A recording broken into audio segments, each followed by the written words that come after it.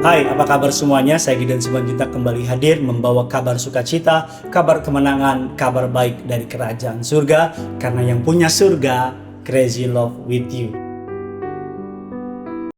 Biasanya saya mulai di akhir ya saudara ya, tapi ini saya buka di awal karena saya pengen saudara tahu Tuhan sayang banget sama saudara. Oleh karena itu mari sama-sama sebelum kita memulai hari ini, jangan skip dulu videonya. Sama-sama kita tundukkan kepala, kita bersatu dalam doa.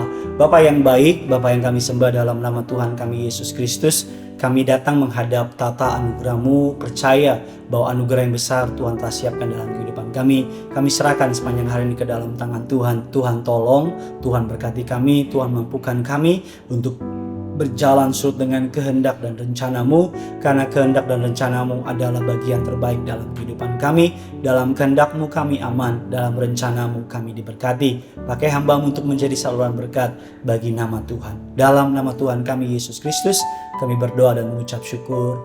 Amin.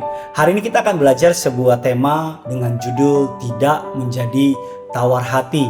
Hari-hari di tengah-tengah masa pandemi ini ada banyak orang menjadi tawar hati, ujung-ujungnya menjadi kecil kekuatannya. Satu-satunya yang boleh dalam kehidupan ini ketika menjadi tawar adalah cuma satu, yaitu roti tawar saudara. Sisanya nggak boleh. Mungkin air tawar boleh saudara, tapi tawar hati nggak boleh. Karena kalau tawar hati artinya kita menjadi kecewa. Alkitab katakan barang siapa menjadi orang yang kecewa bisa menolak Tuhan. Bahkan Alkitab katakan ketika engkau takut, khawatir dalam masa kesusahan, kecil kekuatanmu. Firman Allah mengatakan dalam 1 Samuel 16 ayat yang ke-10 dan ayat yang ke-11, kita belajar dari sebuah raja yang terkenal dalam kerajaan Israel, namanya Raja Daud. Demikianlah Isai menyuruh ketujuh anaknya lewat di depan Samuel. Tetapi Samuel berkata kepada Isai, semuanya ini tidak dipilih Tuhan.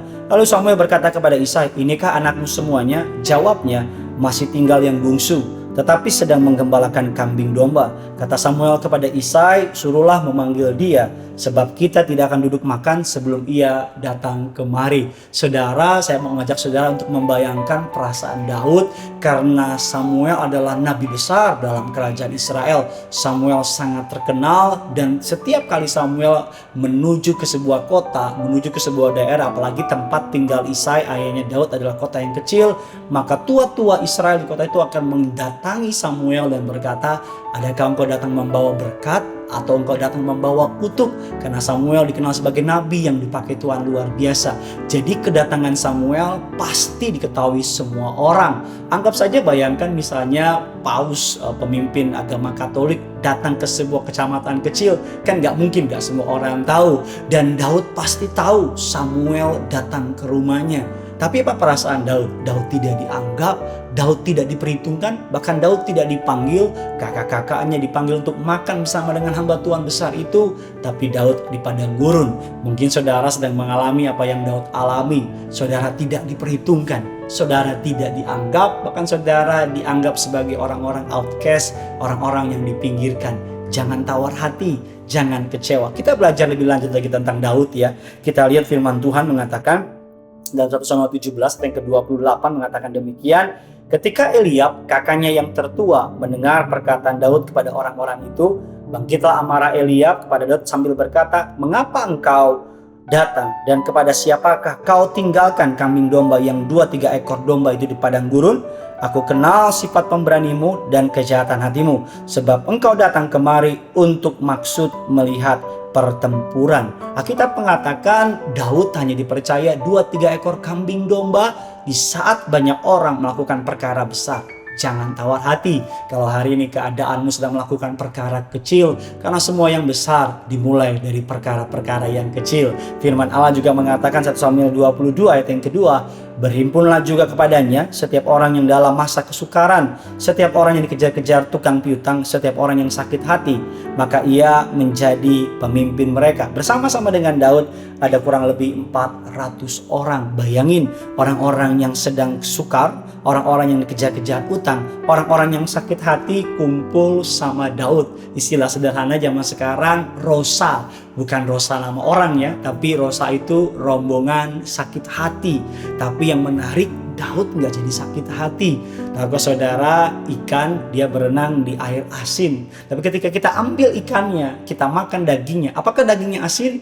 Enggak kan saudara, karena ikan walaupun dia hidup di air asin, dia tidak mengizinkan keasinan dari air mengasinkan tubuhnya.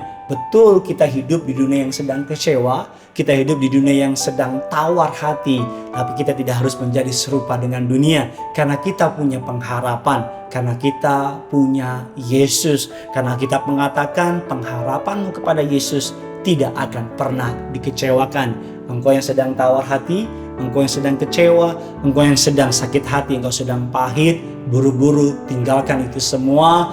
Jangan hidup di dalam kepahitan, jangan hidup dalam tawar hati, karena Tuhan punya rencana yang besar dalam kehidupan saudara.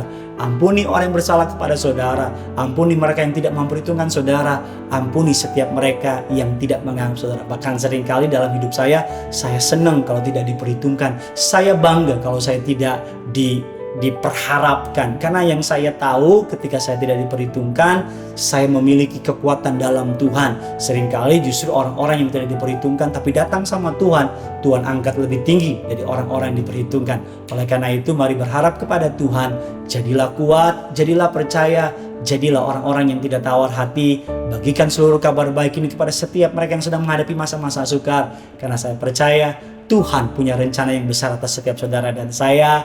God bless you. Bye-bye.